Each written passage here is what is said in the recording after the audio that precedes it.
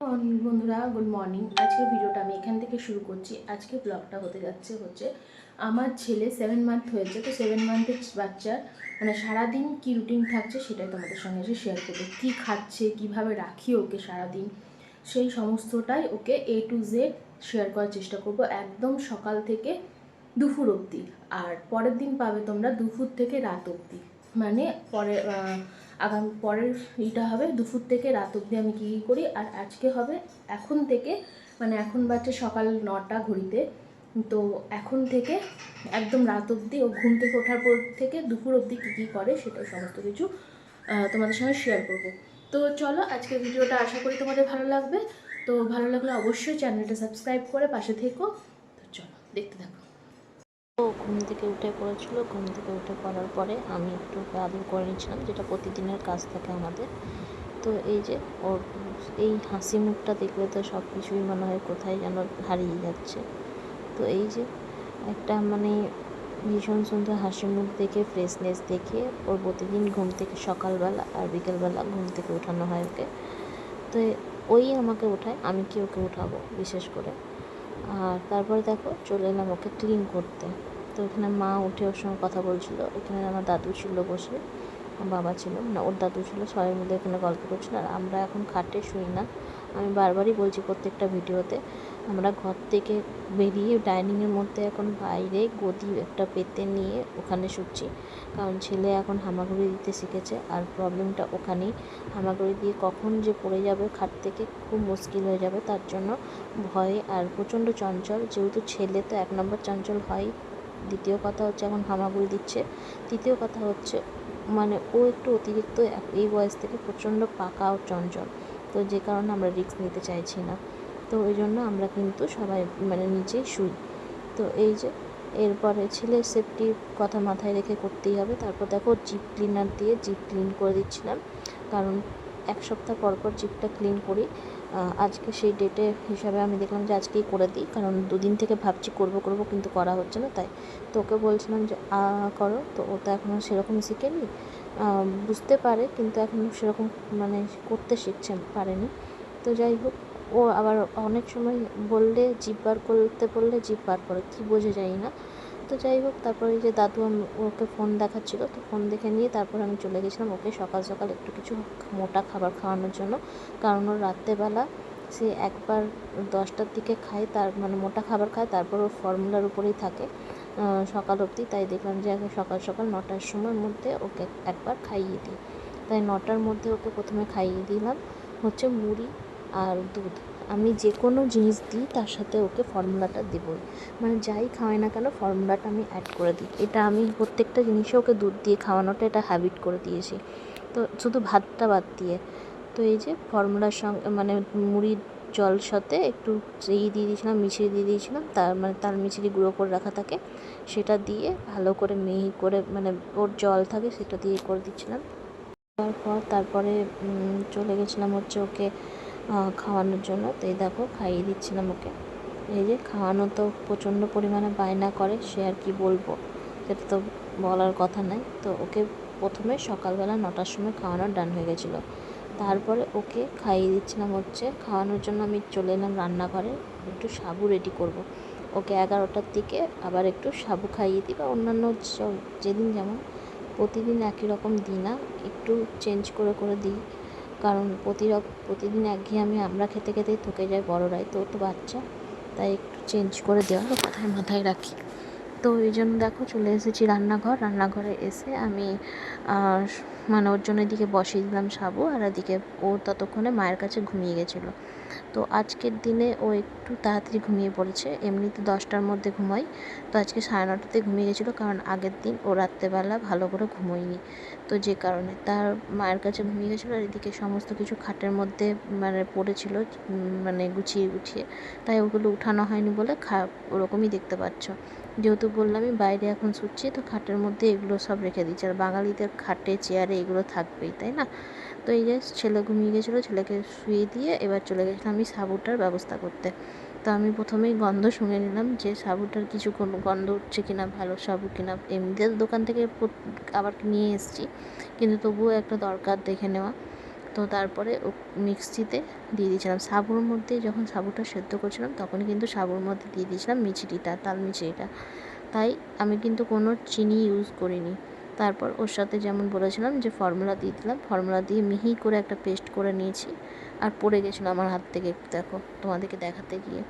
তো এই যে যাই হোক, ওর বাটিতে ঢেলে নিলাম, ওর কাঁসার বাটিতে ওকে খাওয়াই। আর সিলিকনের চামচ ইউজ করি, তাতে কি ও যখন খেতে চায় না, ওর মুখে জোর করে ঢোকাতে হয়, তো সিলিকনের চামচটা লাগবে না। যে কারণে আমি ছোটোর থেকেও খুব হ্যাবিট করেছি ঝিনুক দিয়ে নয়, সিলিকনের চামচ দিয়ে খাওয়ানো। আর ঝিনুক দিয়ে বাচ্চাদের একটু অসুবিধা হয়, ও খেতেও চায়নি প্রথম। তারপরে দেখো ওর মধ্যেই উঠে গেছিলো ঘুম থেকে, ম্যাক্সিমাম 15 থেকে 20 মিনিট ঘুমিয়েছিল। দিয়ে উঠে গিয়ে ওকে ভালো করে একটু আদর করে নিয়েছিলাম, একটু জল খাইয়ে দিলাম। ওআরএসটা খাওয়াই, কিন্তু যেহেতু আজকে গরমটা একটু কম ছিল তার জন্য আর ওআরএসটা দিইনি, যেহেতু ওয়েদারটা ভালো ছিল। তারপর ওর খেলার টাইমে খেলছে এবারে।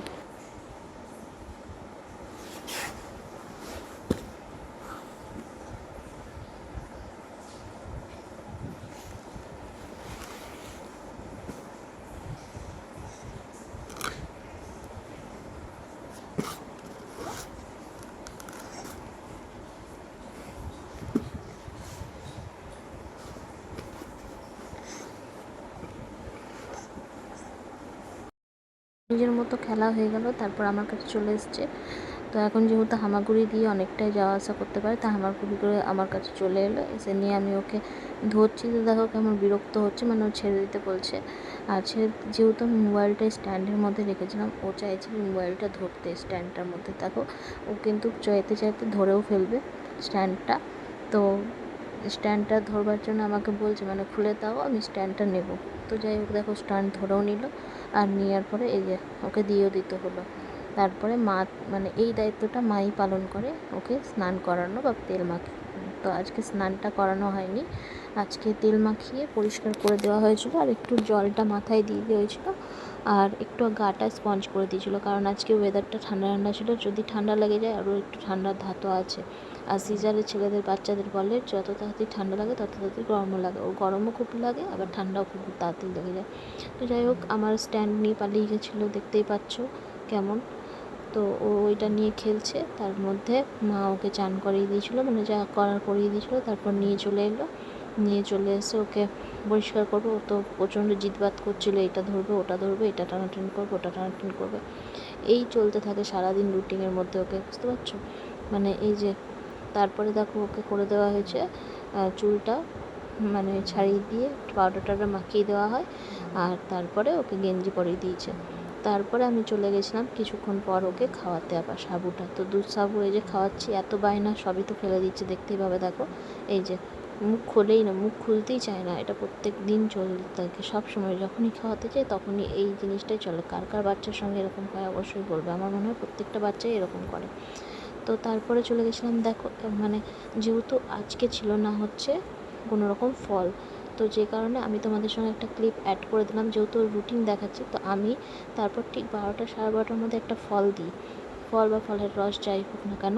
কিন্তু আজকে যেহেতু ছিল না, তাই আর একদিনে একটা ভিডিও আমার কাছে করা ছিল, সেইটাই আমি তোমাদের সঙ্গে ক্লিপটা অ্যাড করে দিলাম। যেহেতু রুটিনটা দেখাচ্ছি, তখন এটা দেওয়াটা উচিত আমার বলে মনে হলো। তো ওকে কলা খাইয়ে 12টা সাড়ে 12টার মধ্যে, বা যে কোনো একটা ফল, তো সেদিনকে কলা খাওয়াচ্ছিলাম, তো আমি সেটাই দিয়ে দিলাম।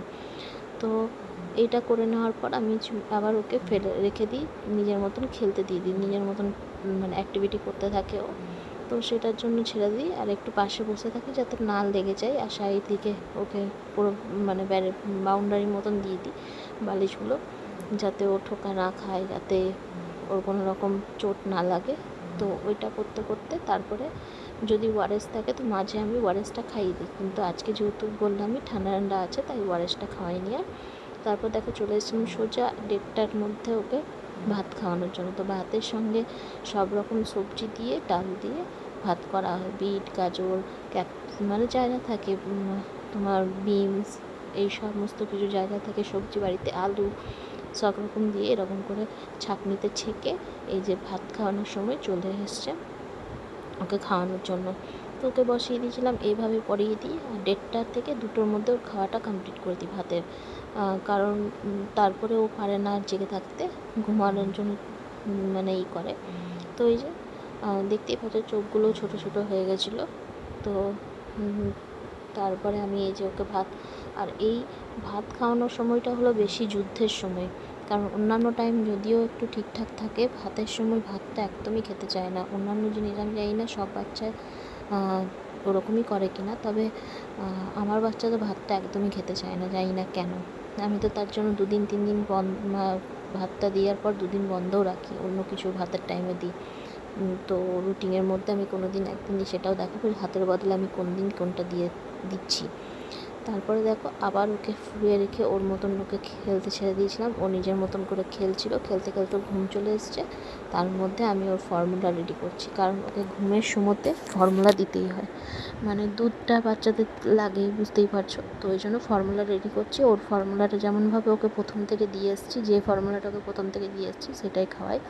তো সেই ফর্মুলাটাই রেডি করে নিচ্ছি। তো রেডি করে নেওয়ার পর ততক্ষণ ও মায়ের কাছে ছিল, মানে ঘুম ঘুম আসছে বলে ও ঘুরছিল মায়ের কাছে। তো তোমাদের আজকে ভিডিওটা কেমন লেগেছে অবশ্যই জানিও। যদি ভালো লেগে থাকে তো অবশ্যই লাইক কমেন্ট শেয়ার করে পাশে থেকো, সাবস্ক্রাইব করে দিও, ফলো করে দিও। আর এই 7 মাসের বেবি রুটিনটা কেমন লাগলো, আর আমার পরের ভিডিওতে আসবে তোমার বিকেল থেকে ও রাত অবধি কীভাবে কী অ্যাক্টিভিটি করে বা কীভাবে ও রুটিন চলে, সেটাই আমি তোমাদের নেক্সট ভিডিওতে দেখাবো। তো ততক্ষণের জন্য সবাই পাশে থেকো, সাথে থেকো। আর ভালো লাগলে অবশ্যই একটা করে অন্তত লাইক করে দিয়ে যাও, যাতে আমি বুঝতে পারি যে তোমরা ভালো লেগেছে তোমাদের ভিডিওটা। আর যদি কেউ আমার মতন এরকম মানে কিছু শেয়ার করতে চাও তো অবশ্যই ভিডিও করে বা কমেন্টের মাধ্যমে জানাতে পারো যে তোমরাও এরকম মানে আমার ছেলের মতনই এরকম তোমাদের বাচ্চারাও করে, তো সেটাই বলবো। আর এই যে দেখো আমি এবারে লাইট অফ করে দিতাম বললাম মাকে। তো বাই বাই, আমরা ঘুমিয়ে পড়ি এবার, টাটা।